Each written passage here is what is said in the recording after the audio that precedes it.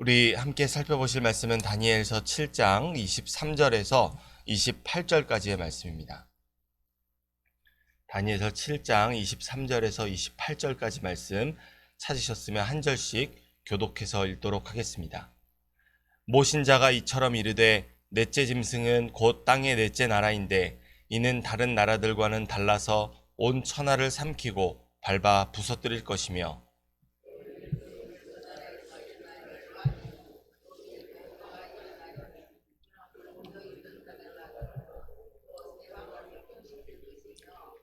그가 장차 지극히 높으신 이를 말로 대적하며 또 지극히 높으신 이의 성도를 괴롭게 할 것이며 그가 또 때와 법을 고치고자 할 것이며 성도들은 그의 손에 붙임바 되어 한 때와 두 때와 반 때를 지내리라.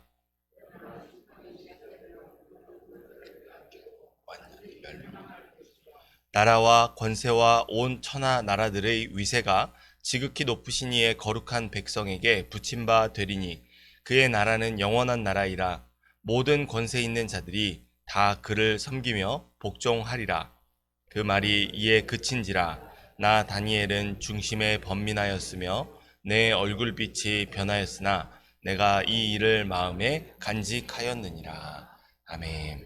할렐루야. 오늘도 말씀과 기도로 하루를 여시는 모든 성도 여러분들 가운데 불의한 죄 많은 세상 속에서도 영원하신 하나님 나라로 인하여 기뻐하고 웃음 지으며 이기게 하시는 주님의 은총이 가득하기를 소원합니다. 오늘 이 본문의 말씀을 통해 두 환상을 통해 바라본 하나의 진리라는 제목으로 함께 기도하고 은혜 받는 이 시간 되기를 소원합니다.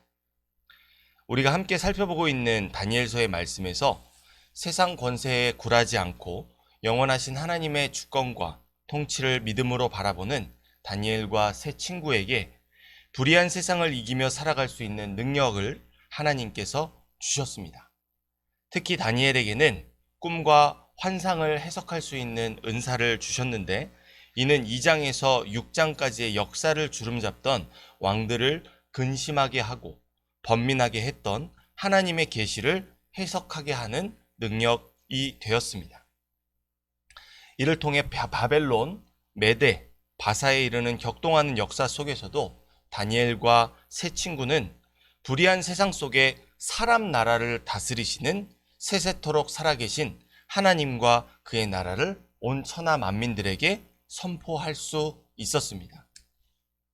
그런데 이어지는 7장에서 12장의 말씀은 이전에 왕들이 겪었던 꿈과 환상을 다니엘이 겪게 되는 묵시의 말씀이 시작됩니다.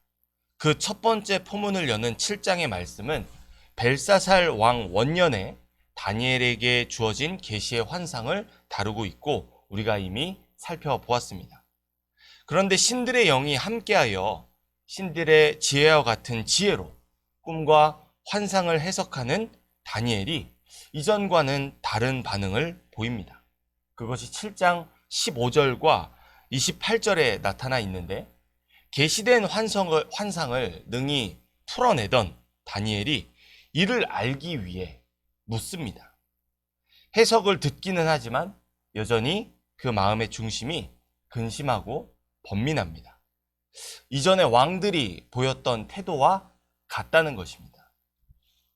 신들의 영이 함께하여 모든 환상과 계시를 능히 해석해내던 다니엘이 계시된 환상을 이해하지 못하는 것을 넘어서 천사가 해석해 줌에도 이를 깨닫지 못합니다. 이런 다니엘의 중심을 근심하고 번민하게 만드는 그 환상의 내용이 무엇입니까? 지난 시간을 통해 살펴본 것처럼 바벨론 역사상 가장 잔인하고 폭군이라 불리던 벨사살 왕이 다스리던 원년에 이 계시의 환상이 다니엘에게 임하게 되었는데 환상에 따르면 바벨론 왕국 이후에 여러 나라들이 멸망당하기도 하고 도래하기를 반복한다는 것이 아닙니까? 이후에 15절부터 이 계시의 환상을 천사가 해석해 주면서 내 짐승은 내 나라를 의미하고 열불은 열 왕을 가리킨다고 우리에게 알려줍니다. 성경이 말하는 부분이 거기까지입니다. 하나님은 우리에게 딱 거기까지 알게 하셨습니다.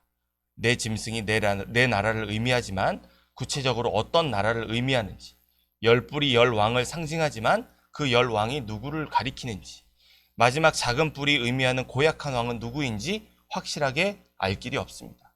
그래서 이런 것들에 집착하게 되면 우리는 다니엘서의 미궁에 빠지게 됩니다. 그런데 다니엘에게 임한 이 계시의 환상에는 하나님께서 희미하게가 아니라 의도적으로 알게 하시는, 우리가 알 수 있는 분명한 사실이 있습니다. 그것은 모두가 두려워하고 바라지 않았던 잔인한 폭군 벨사살이 전부가 아니라, 그런 벨사살이 다스리는 나라를 멸할 더 악하고 무자비한 나라들이 도래한다는 것입니다. 벨사살이 끝이 아니라는 것입니다. 다시 말해 바벨론의 벨사살의 치하에서 포로로 살아가는 남유다 백성들의 상황, 다니엘이 총리로 섬기는 그 민족들에게 상황은 더 좋아지는 것이 아니라 갈수록 험해질 것이고, 앞으로 도래하게 할 나라들은 갈수록 강해지고 악해질 것이라는 것입니다. 이것이 환상이 우리에게 직접적으로 보여주는 사실입니다. 이건 바벨론 포로로 살아가는 남유다 백성들에게 분명 좋은 소식이 아닙니다. 사는 게 조금이라도 나아져야 그나마 견딜 힘이 생기는 법인데, 갈수록 더 힘들어진다면 힘이 빠지고 두려울 수밖에 없습니다. 이것이 우리가 살아온 인생이 증명하는 바가 아닙니까? 여러분은 더 나은 인생을 얼마나 살아보셨습니까? 매번 매해 나빠진다는 말을 우리가 반복하고 있지는 않습니까? 저도 육아를 2번 하면서 40에 이르게 됐는데, 이제 다음 달에는 3번째 육아를 앞두고 있는 이 현실이 두렵기까지 합니다. 다니엘에게 임한 계시의 환상이 그랬습니다. 그래서 충분히 다니엘의 중심을 근심하게 하고 번민하게 할 만했습니다. 그런데 한 번으로 끝나지 않습니다. 이어지는 8장의 환상은 다니엘을 아프게 하고, 9장에서 모든 것을 깨달은 줄 알고 하나님께 드린 다니엘의 기도는 그 해석이 잘못되었다고 천사에게 교정받기까지 합니다. 그리고 10장에서 결정적인 사건을 겪은 뒤에 다니엘은 80이 중반이 넘은 고령의 나이에 마지막 때에 비밀한 계시를 전하는 사명자로 거듭나 제2의 인생을 살게 됩니다. 이토록 다니엘을 근심하고 번민하게 한 계시의 환상을 통해 선포된 역사는 단순히 바벨론의 포로로 살아가던 남유다 사람들만의 역사를 말하고 있지 않습니다.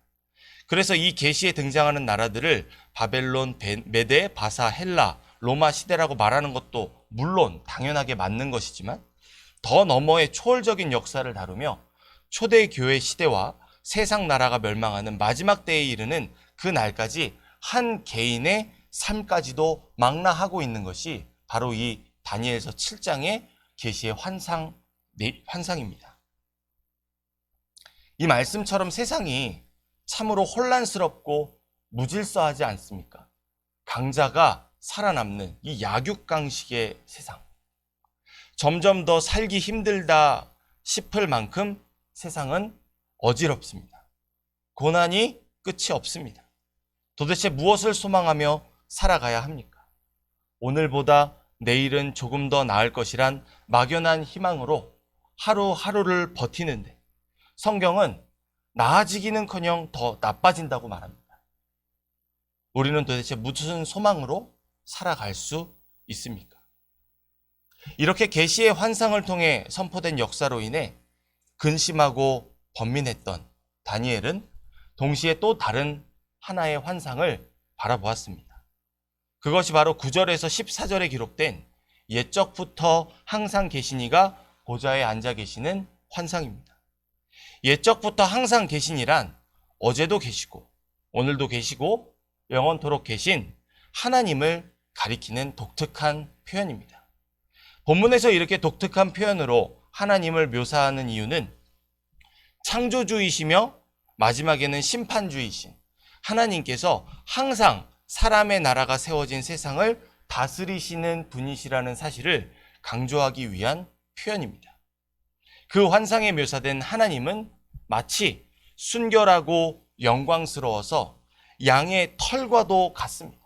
그러나 동시에 타오르는 불꽃으로 불의한 세상의 나라들을 심판하십니다. 바로 이 환상 중에 다니엘은 인자와 같은 이를 바라보았습니다.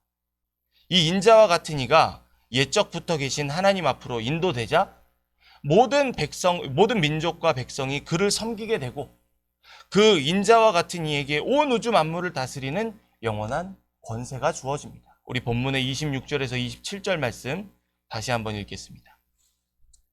그러나 심판이 시작되면 그는 권세를 빼앗기고 완전히 멸망할 것이요 나라와 권세와 온 천하 나라들의 위세가 지극히 높으신 이의 거룩한 백성에게 붙임바 되리니 그의 나라는 영원한 나라이라. 모든 권세 있는 자들이 다 그를 섬기며 복종하리라. 아멘. 이것이 옛적부터 계신 하나님 앞으로 인도된 인자와 같은 이에게 주어진 온 우주 만물을 다스리는 영원한 권세입니다. 우리는 바로 이 인자와 같은 이가 누구인지 잘 알고 있지 않습니까? 이분은 복음서에서 부지런히 자신을 이 인자라 밝혀오신 예수 그리스도이십니다. 다니엘은 이 인자와 같은 이가 누구인지 아마 전혀 몰랐을 것입니다. 알았다면 예수라고 했겠지요. 하지만 다니엘이 모든 권세로 세상을 다스리실 이 예수님에 관한 환상을 보고 이렇게 다니엘서의 말씀으로 오늘 우리가 묵상하는 이 말씀으로 기록해 놓았다는 것이 온 인류를 위해 십자가에서 죽으시고 부활하신 예수님 이후의 시대를 살고 있는 우리에게는 참으로 놀라운 일이 아닐 수 없습니다. 그런데 이 놀라운 일은 단 한 번으로 끝나지 않았습니다. 예수님 시대를 넘어서 세상의 마지막 때에 그 모든 일들을 우리에게 계시해주는 요한계시록의 말씀에서도 다시 한번 재현됩니다. 우리가 잘 알고 있는 요한계시록 2장에서 3장 말씀은 소아시아 지역의 7교회에 관한 이야기를 합니다. 그 7이라는 것은 온 세계에 주님께서 믿음의 반석 위에 세워주신 교회를 통칭하는 표현이기도 합니다. 교회들마다 참으로 문제가 많지요. 정확하게 말하면 그리스도인들이 믿음을 지키며 살아가기에는 너무나 많은 세상의 유혹과 시련이 존재합니다. 예수 그리스도를 믿는 믿음 때문에 엄청난 박해와 순교를 당해야만 했던 당시 교회들은 이러한 교회가 직면한 문제에 대해서 참으로 공감하지 않을 수가 없었습니다. 이렇게 교회의 어려움과 문제를 말하고 난 뒤에 요한계시록 4장의 말씀은 천상의 예배로 우리를 인도합니다. 그곳에서 하나님은 수많은 보석들로 장식된 영광스러운 보좌에 앉아 계시고 그 앞에 하나님의 백성들을 대표하는 24장로들이 거룩한 흰 옷을 입고 금관을 쓰고 앉아 있습니다. 그리고 그 앞에 다니엘서 7장에 등장한 것과 같은 내 생명들이 이렇게 찬양합니다. 거룩하다, 거룩하다, 거룩하다.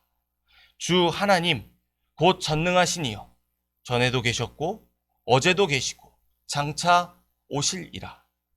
이 요한계시록 4장 8절의 곡조를 따라 24장로가 엎드려져 자기가 쓰고 있던 금관을 벗어 보좌 앞에 드리며 세세토록 살아계신 전능하신 하나님께 경배와 찬양을 드립니다. 그리고 이 세상을 영원토록 다스리시는 권세가 바로 일찍부터 죽임당하신 하나님의 어린 양 예수 그리스도께 주어지게 됩니다. 이것이 바로 다니엘이 7장에서 보게 되었던 계시의 두 환상입니다. 우리는 육신의 눈으로 이 세상을 바라보며 낙심하고 답답함을 금할 길이 없습니다. 그러나 동시에 믿음의 눈으로 영원한 하나님의 나라를 바라봅니다. 이것이 성경에 기록된 믿음의 선진들이 바라본 바요. 그들과 같은 믿음을 가진 우리가 소망하는 바가 아닙니까? 소망이 없는 이 세상을 품는 것이 아니라 소망이 있는 영원한 하늘 본향을 꿈꾸는 것. 우리가 잘 아는 것처럼 믿음은 바라는 것들의 실상이요 보이지 않는 것들의 증거입니다. 그 믿음을 따라 구약시대의 의인이요 노아는 사람들이 보지 못하는 것을 보았고 영생하는 생명으로 인도하는 구원의 방주에 자신의 인생을 헌신했습니다. 그 믿음을 따라 아브라함은 이 땅에 멸망할 자신의 고향을 떠나 세상 사람들이 보기에는 갈 바를 알지 못하는 듯 하며 하나님의 약속이 있는 영혼의 본향을 향해 나아갔습니다. 그 믿음을 따라 모세는 애굽의 왕자의 길을 거부하고 금은 보화를 버리고 하나님의 백성들과 함께 고난받는 것을 더 귀한 것으로 여겼습니다. 그뿐입니까? 오늘날에도 수많은 선교사님들은 그 믿음을 따라 세계 곳곳에서 가난과 질병과 싸우며 복음을 위해 살아갑니다. 그들은 무엇을 본 것일까요? 믿음이 안겨주는 성공입니까? 아니면 형통입니까? 그것을 바라보고 죽기를 두려워하지 않은 것입니까? 성공도 형통도 아닙니다. 황금 면류관도 개털 모자도 아닙니다. 믿음의 선진들은 이 땅에서의 고난과 환난을 넘어서 다니엘처럼 천상의 예배를 바라보았습니다. 거룩하신 하나님의 영광스러운 보좌를 보았고 그의 우편에서 온 우주 만물을 영원토록 다스리시는 하나님의 어린 양이신 예수 그리스도를 믿음의 눈으로 바라보았습니다. 그들이 믿음으로 바라본 것은 믿음 때문에 이 세상에서 잠시 고난받지만 곧 괜찮아져서 잘 살게 된다는 것이 아니었습니다. 그들은 영원한 하나님의 나라를 보았습니다. 그곳에서 펼쳐지는 영광스러운 예배를 목격했습니다. 무엇이 우리에게 진정한 위로입니까? 이 불의한 세상에서 조금 있으면 괜찮아질 것이고 더 나아질 것이란 거짓말이라는 것은 그것이 거짓말이라는 것은 사실 우리 모두가 누구나 다 알고 있는 사실이 아닙니까? 그것은 위로가 아닙니다. 믿음의 사람에게 위로란 오늘 본문의 말씀이 보여주는 바입니다. 세상이 입혀준 겉옷을 두르고서는 결코 누릴 수 없는 오직 예수 그리스도의 보혈의 공로로 덧입은 거룩한 의의 옷을 입고서만 누릴 수 있는 위로, 그것은 믿음의 사람에게 멸망하지 않는 영원한 하나님의 나라가 있다는 것입니다. 그 약속이 우리에게 예비되어 있다는 것입니다. 그 믿음을 가지고 오늘 이 땅에서 하나님의 나라를 살아가라는 것입니다.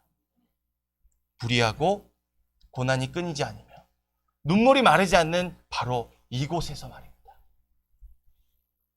왜냐하면 우리는 이 세상에 어울리는 사람이 아니라 천사들과 장자들과 의인의 모임과 어깨를 나란히 견주는 거룩하신 하나님 나라의 시민권을 가진 자들이기 때문입니다.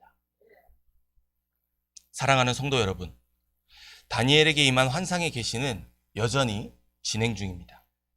이 땅에는 난폭한 짐승들이 끊이지 않습니다. 마지막 때의 짐승의 우두머리인 옛뱀이 올라오기까지 계속됩니다. 그 속에서 우리는 지치고 두려운 나날들을 맞이하게 됩니다.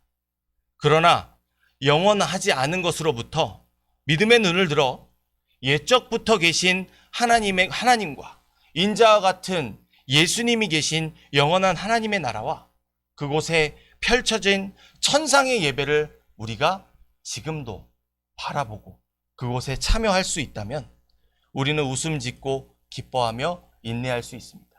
왜냐하면 지금의 고난이 지나고 지금의 눈물이 마르고 기쁨과 모든 만족한 것이 넘쳐나는 그곳에서의 삶이 우리에게 예비되어 있는 마지막 때의 청사진이기 때문입니다.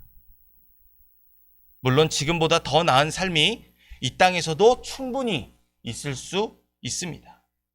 그러나 우리는 성경이 말하는 우리의 영혼의 본향인 영원하신 하나님의 나라를 소망해야 합니다. 거기까지가 하나님께서 우리에게 말씀하신 바입니다. 믿음으로만 얻을 수 있는 영원한 그곳이 우리에게 더 아름답고 소중한 것입니다. 이를 위해 다니엘처럼 번민하고 근심하며 아파하고 깨닫지 못하는 아픔을 겪게 되더라도 그 믿음을 가슴속에 간직한 다니엘에게 그러하셨던 것처럼 그 믿음이 우리를 하나님의 나라를 바라보게 하고 아버지의 품으로 능히 인도하게 될 줄 믿습니다. 이 믿음이 이깁니다. 이 믿음 따라 불의한 세상에서 영원한 하나님의 나라를 향해 거룩한 믿음의 발걸음을 옮기는 삶으로 하나님께만 영광 올려드리시는 세상 나라의 권세자들에게 짐승과 같은 이 약육강식의 세상에 무릎 꿇지 않고 하나님께만 영광 돌리며 살아가시는 모든 성도 여러분들 되시기를 간절히 소원합니다. 기도하겠습니다. 자비로우신 아버지 하나님, 우리가 다 알 수 없는 환상에 계실지라도 분명하게 알게 하시고 우리의 소망이 되시며 기쁨을 얻게 하시는 하나님 나라를 바라보게 하심에 감사합니다. 그 영원한 나라만이 흔들리지 않는 우리의 참된 소망인 줄 믿습니다. 우리가 고통 중에도 슬픔 중에도 눈물이 마르지 않는 중에도 잠자고 일어났을 때에는 하나님 품 안에서 그 기쁨의 나라, 영원한 나라에서 다시 깨게 될 것을 확신하는 믿음을 가지고 이 불의한 세상 속에서도 웃음 지으며 믿음 때문에 이기며 살아가는 삶을 살게 하여 주옵소서. 다니엘조차도 번민하며 근심할 수 없었던 이 마지막 때의 결국 속에서 우리는 넘어질 수 있습니다. 우리는 연약하여 슬퍼할 수 있습니다. 우리의 믿음이 연약하여 흔들릴 때도 있습니다. 그때마다 우리에게 값없는 선물로 얻게 하신 이 믿음을 지킬 수 있게 하시며 생각나게 하시며 흘려 떠나려 보내지 않게 하시는 성령 충만으로 세상을 견디게 하시고 끝내는 최후의 승리를 이루어 주님께 칭찬받는 복된 인생 살아가게 하여 주옵소서. 그 믿음 따라 오늘 우리에게 주어진 삶도 승리하며 살아가는 모든 성도들이 되기를 간절히 소원하오니 자비로우신 아버지 하나님, 우리의 삶에 동행하시는 은총을 베풀어 주시옵소서. 감사드리며 이 모든 말씀 살아계신 우리 구주 예수 그리스도 이름으로 기도합니다. 아멘.